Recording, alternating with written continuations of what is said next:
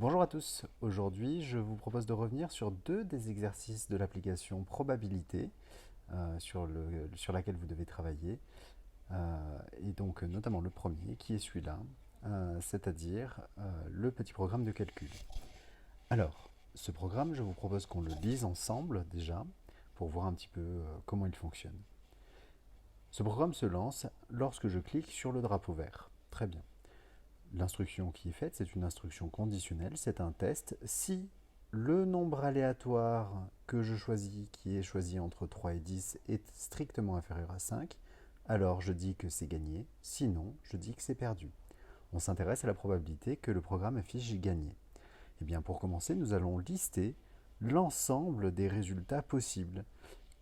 Le nombre aléatoire, il est compris entre 3 et 10, on nous le dit. Autrement dit, il peut être égal à 3, à 4, à 5, à 6, à 7, à 8, à 9 ou à 10.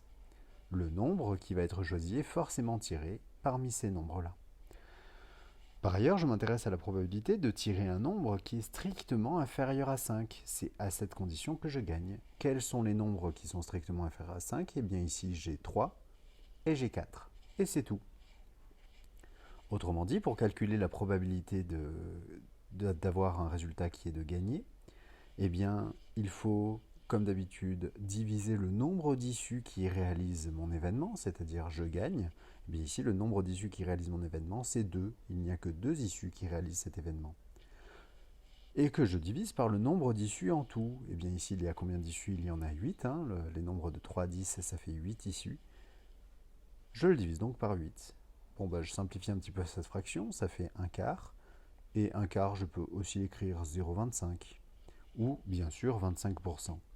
Eh bien, le résultat attendu dans cette question est soit 2 divisé par 8, soit 1 divisé par 4, soit 0,25. Les trois réponses sont justes. Allez, c'est tout pour cet exercice. Passons au suivant. Le deuxième qui peut éventuellement vous poser plus de problèmes que les autres, c'est celui-ci. Je m'intéresse à savoir combien de boules vertes il y a dans mon sac. Ce que je sais, c'est que dans ce sac, il contient 4 jetons jaunes, 5 jetons bleus, et je sais que j'ai une chance sur 4 de tirer un jeton vert. Donc la probabilité de tirer un jeton vert est de 1 quart. Et bien pour commencer, je vous propose de nommer le nombre de boules vertes, et on va dire que ce nombre-là, c'est un nombre x que l'on ne connaît pas. Maintenant, comment est-ce que je pourrais calculer cette probabilité de tirer x? Parce que je peux la recalculer. Ben, c'est simple, je fais comme tout à l'heure. Le nombre x, qui est le nombre d'issues qui réalise mon événement j'ai tiré une boule verte, je dois le diviser par le nombre d'issues au total, c'est-à-dire le nombre de boules dans le sac. Et ici j'en ai 4, qui sont les 4 rouges, plus 5 qui sont les 5 bleus, plus x qui sont les boules vertes. Je peux donc dire que ça, si je réduis un petit peu cette partie-là, eh bien c'est x sur 9 plus x. Sauf que je sais que cette probabilité-là, elle est égale à un quart. Et ça s'appelle une équation. Alors le problème, c'est qu'on ne sait pas encore résoudre des équations. Mais c'est pas grave, on peut quand même trouver la bonne réponse. Ici, finalement, je sais que x est un nombre entier, c'est un nombre de boules. Donc j'ai qu'à essayer avec des nombres de boules. Je peux commencer par exemple par 0. Admettons qu'il n'y ait pas de boules vertes dans ce sac. J'aurai alors une probabilité de 0 sur 9, mais je vois que 0 sur 9, c'est pas égal à un quart, puisque ça fait 0, 0 sur 9. Donc c'est pas 0.